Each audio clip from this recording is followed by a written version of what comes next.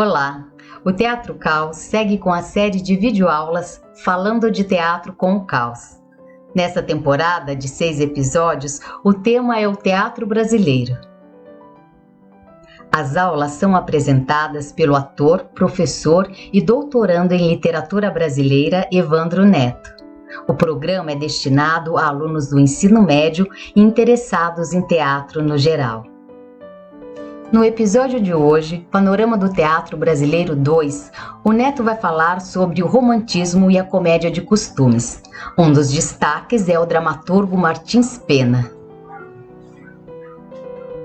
Se inscreva no canal e ative as notificações. E se gostar do conteúdo, dá uma curtida. Boa aula!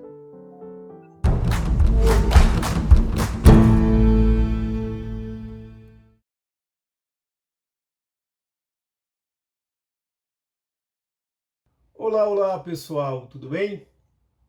Hoje voltamos para o nosso segundo encontro, no qual vamos continuar falando, continuar discutindo a respeito das relações entre literatura e teatro. No encontro de hoje vamos falar um pouco sobre o romantismo no Brasil e sobre o teatro de costumes. Então, se eu fosse você, já deixava o caderno e a caneta separados para para embarcar nessa viagem literária e teatral, porque hoje tem muita coisa legal para falarmos a respeito desse tema. Então, vamos lá. Para começo de conversa, já jogo uma pergunta, uma questão no ar para vocês pensarem, para vocês refletirem a respeito. E a questão é: como construir uma identidade literária de um país? Como construir a identidade literária de um país? Essa foi a pergunta feita pelos primeiros escritores românticos do Brasil. Inspirados pela independência, pela proclamação da independência de 1822, alguns jovens idealistas começaram a buscar símbolos, imagens que pudessem ser cantadas em verso e em prosa para identificar essa nacionalidade do Brasil. Por essa razão, nós costumamos dizer que o romantismo no Brasil, que o projeto literário do romantismo no Brasil, está profundamente associado a uma ideia de identidade nacional. E em que consistia essa identidade nacional? Em uma tentativa de superar a dependência cultural e artística dos países europeus. Até 1850, 1860, até a segunda metade do século XIX, o Brasil era muito dependente cultural dos países da Europa, sobretudo da França. As manifestações artísticas decorrentes do Barroco, do Arcadismo, que são as duas escolas literárias que estão entre a literatura de formação, que nós trabalhamos no encontro passado, e o Romantismo, o Barroco e o Arcadismo, são muito dependentes metodologicamente, artisticamente, ideologicamente, dos países europeus, principalmente da França, como eu já falei. E por essa razão, precisava-se buscar um projeto literário que tivesse uma relação com as questões próprias do país. E nesse momento nós já podemos falar de país. Em 1822, o Brasil torna-se independente de Portugal. O Brasil não é mais uma colônia de Portugal. Então, dentro desse projeto político nacional, de nação, havia a necessidade de ter uma literatura que pudesse falar também a respeito desse país, que pudesse ser também ela independente.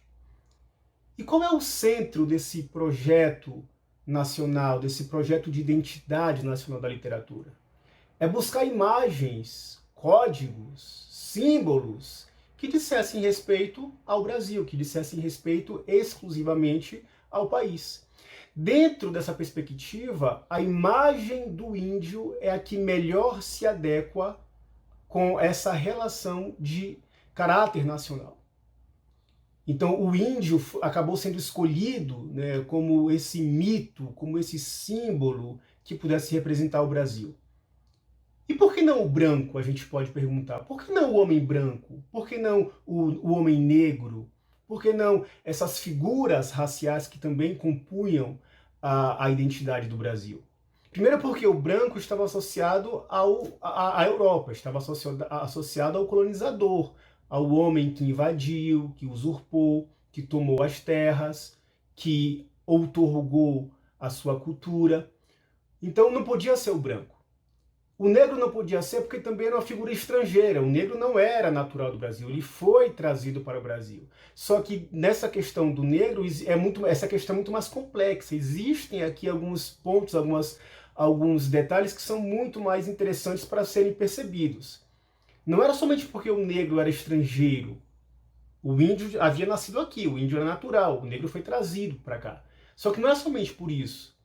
A questão do negro tinha uma relação muito grande com o preconceito racial. Não podemos esquecer que a escravização, nesse período colonial do Brasil, e também pós-independência, até a abolição, a escravidão do negro no país era uma instituição. O que quer dizer isso? A escravidão era algo instituído, era uma instituição social. É como se fosse hoje o INSS, como se fosse hoje o SUS, né? É algo normal. Então, havia nessa instituição social da escravidão um preconceito racial muito grande. Porque o negro não era tratado como ser humano, o negro era tratado como coisa, como mercadoria que podia ser trocada, podia ser vendida. Então, não é somente porque o negro era estrangeiro que ele não podia ser uma representação da literatura nacional, da identidade nacional. Era uma questão de preconceito racial mesmo. Preconceito racial, inclusive, que vai ultrapassar, que vai atravessar a representação do povo negro, do homem e da mulher negra na literatura brasileira. Só muito recentemente os negros começaram a ser representados de uma maneira menos preconceituosa, menos subalternizada. Essa é uma questão interessante, mas não é o centro, não é o objetivo da discussão de hoje. Então vamos voltar, vamos ficar na questão do índio. O índio era o grande representante dessa literatura nacional. E de que maneira essa representação foi construída? De que forma a representação do índio foi centralizada na literatura brasileira como o grande representante do caráter nacional? Na literatura, a imagem do índio, a imagem desse símbolo nacional, ela se estabeleceu de duas maneiras. Na poesia, por meio das obras de Gonçalves de Magalhães e Gonçalves Dias, são os nossos dois Gonçalves, e na prosa, por meio das obras de José de Alencar, que é considerado um dos romancistas indigenistas mais conhecidos, né? Gonçalves de Magalhães, o nosso primeiro Gonçalves, ele é de fato considerado o fundador do romantismo no Brasil. O seu livro Suspiros e Saudades, publicado em 1836, é considerado a primeira obra romântica que foi publicada aqui no Brasil, no país. E de fato, é verdade.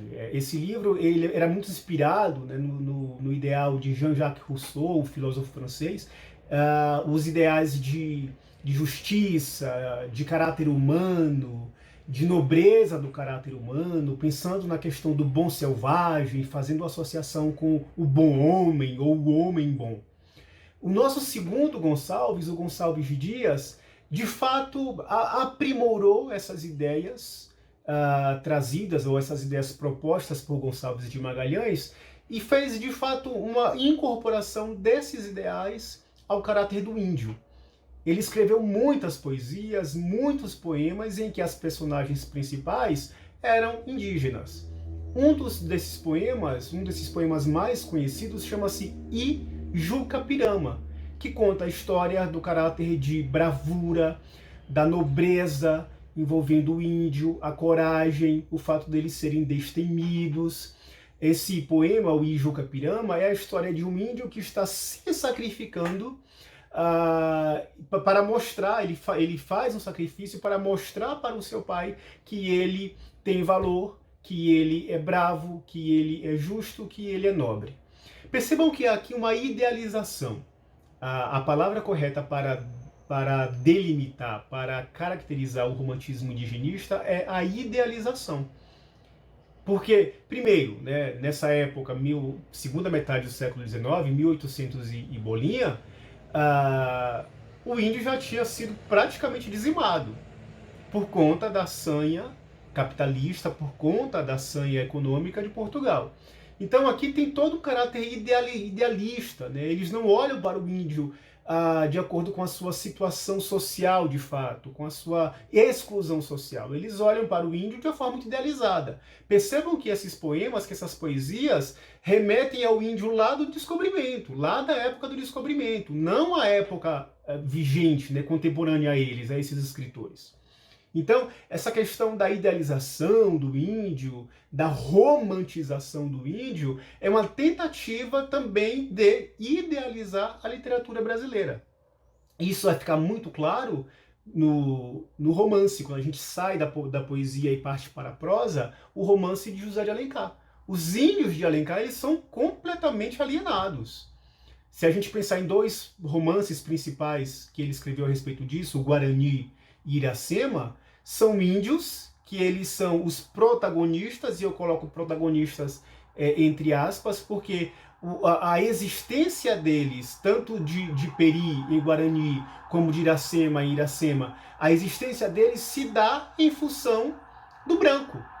E aí o Alfredo Bose criou uma expressão que bem define isso, que bem delimita isso, chamada o mito sacrificial. Tanto Guarani como Iracema, os dois romances principais do Alencar, eles são construídos baseados nesse mito do sacrifício. Os índios precisam se sacrificar para que o branco, ou para que a mestiçagem, vamos pensar assim, né, o fruto, os herdeiros dessa relação entre branco e índio, eles possam existir. Tanto Peri como Iracema, sem querer dar spoiler aqui, mas já anunciando para que vocês leiam os romances com um olhar um pouco mais crítico, eles se entregam, eles abrem mão de sua vida, ou abrem mão do seu próprio, da convivência com o seu povo, em nome do relacionamento com o branco. Percebam que há uma idealização sempre do ponto de vista do branco, tanto nos poemas, na poesia, sobretudo de Gonçalves Dias, mas principalmente nos romances de Zé de Alencar, aqui a perspectiva do domínio e da superioridade do branco. Então essa questão de escolher o índio como o representante desse projeto nacional, ele passava por uma idealização e passava naturalmente pela ótica do homem branco. Mas por quê? Qual a razão disso? Porque esses homens brancos eram os agentes do discurso. Eram eles quem construíam o discurso. Esses romances não eram escritos por índios, né, ou por negros. Eles eram escritos por homens brancos, né, que vinham de uma classe social abastada. Então faz muito sentido que mesmo o olhar para o índio seja um olhar preconceituoso e idealizado. Que por mais que tentasse se colocar esses índios no centro da discussão, eles eram vistos de forma alienada ao branco, de forma alienada, né, uma alienação ao homem branco. Para a gente ter uma ideia de como a presença dominante do homem branco como agente do discurso na literatura brasileira era muito forte e muito excludente, há uma escritora negra chamada Maria Firmina dos Reis, que em 1859, ou seja, dentro desse período aí do comecinho do romantismo, em 1859, na cidade de São Luís do Maranhão, ela publicou um romance chamado Úrsula. E esse romance ficou durante muitas décadas esquecido. Ele só foi recuperado no século XX já, né? A partir da década de 1950 que ele foi recuperado, foi lido, mas ainda hoje ele é muito desconhecido. Pouquíssimas pessoas conhecem esse romance, chamado Úrsula, de Maria Firmina dos Reis, uma escritora negra. E nesse romance ela trata da questão da escravidão, da escravização, ela trata da questão da exclusão social e racial. Mas como era mulher e negra, imagina, uma mulher negra na segunda metade do século XIX. Óbvio que seria excluída, né, de acordo com a instituição patriarcal que operava no Brasil. Mas essa questão, essa informação foi só um adendo para que a gente pense um pouco melhor a respeito disso. Os agentes do discurso. Quem são os agentes do discurso? Não é à toa que a literatura brasileira, o cânone, né? Cânone são esses romances mais conhecidos, os mais lidos. Não é à toa que esses romances, que o cânone é predominantemente formado por homens brancos. Há pouquíssimas mulheres, e as mulheres que existem também são brancas. Clarice Lispector, Raquel de Queiroz, são as mais conhecidas, né? Que são as mais canônicas. Mas a maior parte é formada por homens negros, por homens brancos, desculpa. Há dois escritores que se sobressaem, dois escritores negros, que é Machado de Assis e Lima Barreto, que são os que mais se sobressaíram. Mas eu fico me perguntando quantos escritores negros e quantas escritoras e escritoras negras foram apagados e foram apagadas pelo cânone. Porque esses agentes do discurso são predominantemente homens e brancos. Esse é um tema para uma próxima discussão. Literatura e preconceito. Seria interessante a gente pensar um pouco sobre isso.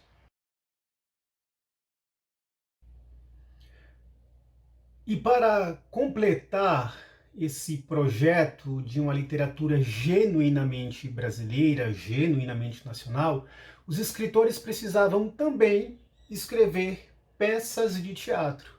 E aqui a gente já faz o link entre a literatura e o teatro durante o período do romantismo.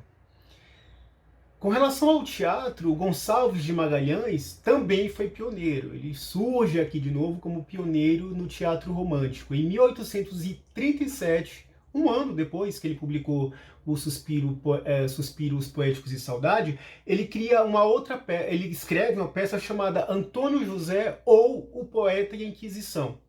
Essa peça foi encenada pelo ator João Caetano, que será uma figura muito importante no cenário do teatro romântico.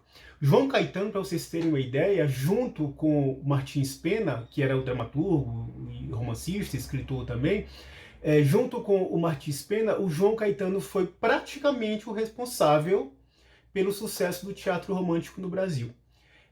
Em 1833, ele montou uma companhia teatral, na qual ele era o ator principal, o diretor e encenador, com o objetivo marcado, registrado, de combater essa participação de atores estrangeiros no Brasil. Eu vou falar um pouquinho sobre isso daqui a pouco, porque uma questão bem interessante é essa. Em 1842, ele fechou um contrato, né, o que seria hoje os grandes editais, né? Ele fechou um contrato com o governo do estado do Rio de Janeiro, e por meio desse contrato ele teve todos os direitos de encenar as peças, a companhia dele, de encenar e apresentar as peças no Rio de Janeiro por 12 anos. O público do teatro era um público muito mais fiel, digamos assim, do que o público do romance. E aí eu deixo aqui essa seguinte reflexão, essa seguinte pergunta para vocês. Por quê? Por que o público teatral era mais fiel que o público dos romances? Isso tem uma relação direta com a elite, né? O público elitizado do país. A resposta é por conta do analfabetismo. O Brasil, da segunda metade do século XIX, era um país essencialmente analfabeto. Somente sabia ler, somente conseguia ler as pessoas que faziam parte das classes elitizadas. A nobreza, vamos colocar entre aspas aqui, a nobreza real que se concentrava ali na cidade do Rio de Janeiro, né, os grandes mercadores, a família dos grandes mercadores, dos mercadores de escravizados, por sinal, também eles eram muito ricos. Então, o acesso ao letramento, à educação, era muito restrito. Por isso, os romances não eram tão difundidos. Para o teatro não tinha esse problema, a pessoa precisava apenas ver, né, assistir a apresentação de uma peça, assistir a encenação de uma peça. Então o público o teatro nesse sentido acabou se popularizando mais. Né? Do ponto de vista do público, o teatro acabou tendo um pouco mais de sendo um pouco mais massificado. Mas mesmo essa massificação estava restrita às elites. Né? A grande massa de escravizados, por exemplo, não tinha acesso ao teatro. Os pobres não tinham dinheiro para vir peças teatrais. Mas dentro desse sentido, o papel de João Caetano foi fundamental, porque ele, de certa maneira, né, ele combateu essa participação desses atores estrangeiros, essas atrizes estrangeiras, que não tinha aqui ainda um corpo artístico preparado ainda, e ele meio que estabeleceu, né, por meio de sua companhia, essa nacionalização também do corpo artístico com relação às apresentações de teatro. Isso é um passo muito grande que ele deu. Ao lado de João Caetano, nós temos Martins Pena, como essa figura seminal, como essa figura muito importante do teatro romântico desse período. Bom, Martins Pena, ele é considerado o fundador da comédia no Brasil. Olha que interessante isso, o fundador da comédia no Brasil. Os textos que ele produzia são textos muito leves, são textos muito... não tinham uma abordagem, uma profundidade psicológica muito grande, porém não deixava de criticar a realidade brasileira, de uma forma satírica, de uma forma engraçada, para provocar o riso no público, para provocar a plateia. O teatro de Martins Pena, as peças que ele escrevia, se diferenciam muito da perspectiva, daquela pegada muito ultrarromântica, né? Dos romances e da poesia do romantismo. Também não tinha aquela questão social muito importante, né? Não tinha uma preocupação social muito importante, não havia o debate a respeito da questão da escravidão, que era uma questão muito determinante para a época. Porém, fazia por meio de sátiras, por meio de brincadeirinhas, por meio de piadas, críticas à realidade social. E eram textos muito leves, a estrutura da peça era uma estrutura muito simples, muito fácil de compreensão. Geralmente tinha um ato só, e nesse ato todas as peripécias das personagens eram desenvolvidas. O drama, toda a dramaticidade eram desenvolvidas em apenas um ato. Mas de maneira muito leve, as ensinações também eram muito leves. E João Caetano, que acabou ensinando muitas das peças de Martins Pena, tinha essa pegada também. Não era algo muito aprofundado, algo muito discutível, né? Não. Qual era o objetivo? Promover o riso, promover uma possível reflexão por meio do humor. E nesse sentido, a peça O Juiz de Paz na Roça, que é uma das peças mais conhecidas de Martins Pena, acabava cumprindo esse dever, acabava cumprindo esse objetivo. A peça se gira em torno de um juiz, né, que está fazendo um julgamento, e a partir Este programa foi viabilizado pela Lei Aldir Blanc do Ministério do Turismo, Secretaria Especial de Cultura, por exemplo, por meio da Secretaria Municipal de Cultura da cidade de São Paulo. A questão, né, da posição social. Esses problemas que hoje nós conhecemos, né, tiramos de letra e conhecemos de maneira muito próxima, sobretudo por conta do avanço tecnológico, hoje no século XXI, redes sociais, enfim, esses problemas eram pintados por Martins Pena de maneira muito leve, digamos assim. Não à toa, o próprio Martins Pena, as suas peças, né, as suas obras, acabaram inspirando muitos comediantes do século XX e do século XXI. Muitos programas de televisão, né? Quem não lembra lá do Mazzaropi, né? que representa lá o malandro, o sujeito que é muito articulado, que é muito preparado, mas que por meio de gracinhas, por meio de piadas, isso acaba levantando algumas reflexões sobre críticas sociais. Então, só para fechar e ficar um pouco mais fácil a compreensão, toda essa comédia, né, o gênero comédia que nós conhecemos, da maneira que nós conhecemos hoje, é derivado do teatro de costumes de Martins Pena. E por que chama teatro de costumes? Porque por meio das peças, o Martins Pena, ele promovia uma reflexão a respeito dos costumes da sociedade brasileira, do caráter da sociedade brasileira. Pode ser, né, o caráter de uma determinada classe social, do pobre, do rico, da classe média, dos funcionários públicos, mas por meio da ironia, por meio da sátira, esses costumes eram trazidos à tona. Gente, então fechamos esse ciclo, fechamos esse encontro, né, sobre o teatro romântico e o teatro de costumes de Martins Pena. Mais uma vez, eu espero que vocês tenham gostado, que as reflexões que nós levantamos aqui tenham sido úteis ou sejam úteis para vocês pensarem a literatura e o teatro de maneira mais crítica. Nós nos encontramos no próximo vídeo. Estaremos juntos mais uma vez, levantando outras questões, outras possibilidades de análise. Tá bom? Espero que vocês continuem com a gente. Nos vemos na próxima. Beijos!